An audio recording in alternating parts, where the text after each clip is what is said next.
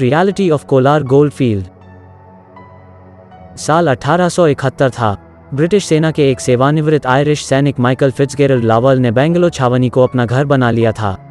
Retirement लावल के लिए एक ड्रैग था जो न्यूजीलैंड में माओरी युद्ध लड़कर अभी अभी लौटा था।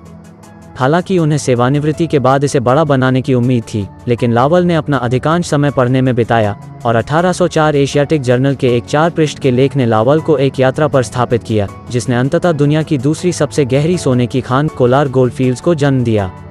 जबकि 2018 की फिल्म KGF, जिसे साल की सबसे बड़ी कन्नड़ फिल्म के रूप में जाना जाता है, ने इस भूले बिसरे खनन शहर और भारत की सोने की भीड़ के बारे में जिज्ञासा पैदा की है। निर्माता मानते हैं कि फिल्म एक ऐतिहासिक खाता नहीं है, बल्कि कल्पना का काम है। हालांकि यह कोलार गोल्ड फील्ड्स की वास्तविक कहानी की तुलना में कम है। न्यूजीलैंड में युद्ध के दौरान लावल ने सोने के खनन में रुचि विकसित की थी, इसलिए वह काफी उत्साहित थे जब एक लेफ्टिनेंट जॉन वारेन की एक पुरानी रिपोर्ट ने कोलार में संभावित सोने के भंडार के बारे में बात की थी। कोलार सोने के साथ लेफ्टिनेंट वारेन की मुठभेड़ 1799 में शुरू हुई, जब तत्कालीन शासक टीपू सुल्तान को अंग्रेजों द्वारा श्रीरंगपट्टनम की लड़ाई में मार दिया गया था। अंग्रेजों ने टीपू के प्रदेशों को मैसूर रियासत को सौंपने का फैसला किया, लेकिन इसके लिए भूमि का सर्वेक्षण करना पड़ा।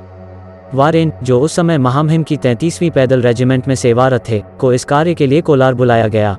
चोल वंश के समय में वारेन ने सोने के भंडार और नंगे हाथों से सोने की खुदाई करने वाले लोगों की दंतकथाओं की अफवाहें सुनी थीं। अफवाहों से प्रेरित होकर उसने किसी को भी इनाम देने की घोषणा की जो उसे पीली धातु दिखा सकता है।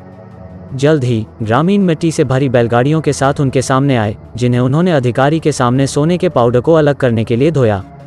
एक जांच के बाद वारेन ने निष्कर्ष निकाला कि प्रत्येक 120 पाउंड या 56 किलोग्राम पृथ्वी के लिए ग्रामीणों के कच्चे तरीकों का उपयोग करके सोने का एक दाना निकाला जा सकता है और पेशेवरों के हाथों में यह बड़े सोने के भंडार को खोल सकता है।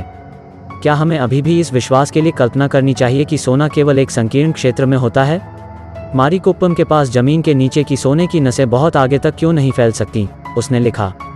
1804 और 1860 के बीच इस क्षेत्र में सोने की खानों के कई अध्ययन और अन्वेषण हुए, लेकिन व्यर्थ। चूंकि प्राचीन खानों में कुछ अन्वेषणों के कारण दुर्घटनाएं हुईं, इसलिए 1959 में कानून द्वारा भूमिगत खनन पर प्रतिबंध लगा दिया गया था। लेकिन 1871 में लेफ्टिनेंट वारेन की 67 साल पुरानी रिपोर्ट से उत्साहित लावेले ने कोलार के लिए 60 मील की बैलगाड़ी की यात्रा की। अपनी जांच के दौरान उन्होंने खनन के लिए कई संभावित स्थानों की पहचान की।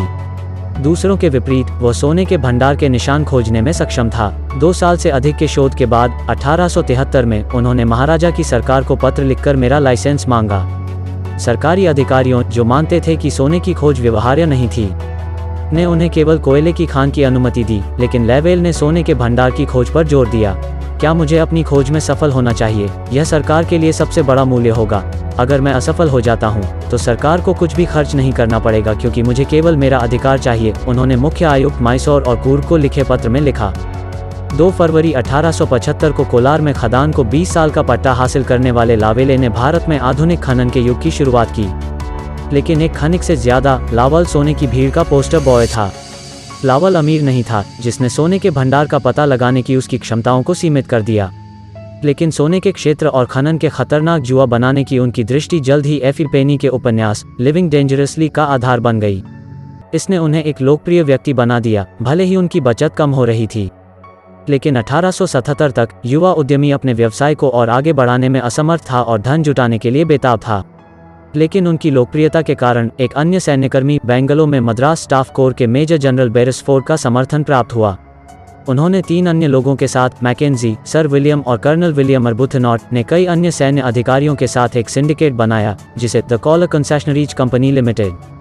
अन्वेषण को आगे बढ़ाने के लिए कोलार में शाफ्ट खोदने के लिए दुनिया भर से खनन इंजीनियरों को आमंत्रित किया गया था। लेकिन चीजें बदल गईं जब सिंडिकेट अपने निवेशकों के दबाव में जॉन टेलर एंड सन्स से संपर्क किया, एक कंपनी जो भारत में अत्याधुनिक खनन इंजीनियरिंग लेकर आई। इंग्लैंड के नॉर्विच से इन इंजीनियरों के आने से KGF के स्वर्ण युग की शुरुआत हुई। जैसे ही KGF में संचालन आगे बढ़ा, अंग्रेजों ने कोलार में एशिया के दूसरे और भारत के पहले बिजली संयंत्र की योजना बनाई। रॉयल इंजीनियर्स के अधिकारियों ने 1900 में कावेरी नदी में एक जलविद्युत संयंत्र बनाने के प्रस्ताव के साथ मैसूर महाराजा से संपर्क किया। न्यूयॉर्क से सेंट्रल इलेक्ट्रिक कंपनी और स्विट्जरलैंड से आयशा वायस को बिजली संयंत्र स्थापित करने और 148 किलोमीटर ट्रांसमिशन का कार्य दिया गया था। दुनिया में सबसे लंबी लाइनें ब्रिटेन, अमेरिका और जर्मनी से आयातित मशीनरी को हाथियों और घोड़ों द्वारा खींची जाने वाली गाड़ियों में ले जाया जाता था। जल्द ही केजीएफ में मोमबत्तियों और मिट्टी के तेल के लैंप को बल्बों से बदल दिया गया, बेंगलोर या मैसूर के विद्युतीकरण से पहले ही। जबकि 2018 में राज्य के कई हिस्सों में बिजली कटौती का अनुभव हुआ, 1902 तक केजीएफ में निर्बाध बिजली आपूर्ति थी। ब्रिटिश इंजीनियरों और दुनिया भर के अन्य लोगों के लिए कोलार छोटा इंग्लैंड था। इंग्लैंड, बंगलों और क्लब जैसे मौसम ने केजीएफ को एक आदर्श घर बना दिया। ब्रिटिश खनन उपनिवेश होने के कारण केजीएफ में जीवन ब्रिटिश संस्कृति से काफ़ी प्रभावित था। यह कुली लाइन्स के बिल्कुल विपरीत था। यह नाम खनिकों के कब्जे वाले अस्थायी घरों को दिया गया था, जिनमें से अधिकांश तमिल प्रवासी थे। दूसरी तरफ जीवन कठिन था। एक से अधिक परिवार अक्सर ऐसे ही एक शेड में रहते थे। यह अपने चूहे के आक्रमण के लिए प्रसिद्ध था, जहां श्रमिकों ने एक वर्ष में 50,000 से अधिक चूहों को मार डाला था। कार्यक्षेत्र अलग नहीं थे। भूमिगत सुरंगों में निरारीकृत हवा की निरंतर आपूर्ति के बावजूद सुरंगों में तापमान 55 डिग्री सेल्सियस तक पहुंच गया और दुर्घटनाएं आम थीं। जैसे ही केजीएफ में सोने का भंडार कम होना शुरू हुआ, प्रवासियों ने कोलार छोड़ना शुरू कर दिया। हालांकि स्वतंत्रता तक प्रमुख पदों पर अंग्रेजों का कब्जा था। 1956 में जब केंद्र सरकार ने सभी खदानों को अपने कब्जे में लेने का फैसला किया, तो अधिकांश खदानों का स्वामित्व राज्य सरकार को पहले ही सौंप दिया गया था। अंग्रेजों के अलावा एंग्लो इंडियन समुदाय के कई लोग, जो प्रबंधकीय पदों पर थे, हरियाली वाले चरागाहों के लिए देश छोड़ने लगे। यूरोप के अन्य खनन विशेषज्ञ घाना और पश्चिम अफ्रीका में सोने की खान के लिए रवाना हुए। भारत के सोने के उत्पादन का 95% उत्पादन करने वाली खदानों को बंद होने से बचाने के लिए राष्ट्रीयकृत किया गया था। हालांकि 2001 में बड़े पैमाने पर विरोध के बावजूद कोलार गोल्ड फील्ड्स को बंद कर दिया गया था। कभी सोने के रास्ते छोड़ी गई भूमिगत सुरंगें अब भूजल से भर गई हैं। सरकारी योजनाओं और कई अदालती आदेशों के बावजूद केजीएफ का पुनरुत्थान दूर की कौड़ी लगता है। इस प्रकार भले ही केजीएफ अपने पेट में सोना रखना जारी रखे हुए है, इसे प्राप्त करने की लागत स्वयं सोने के मूल्य से अधिक होगी।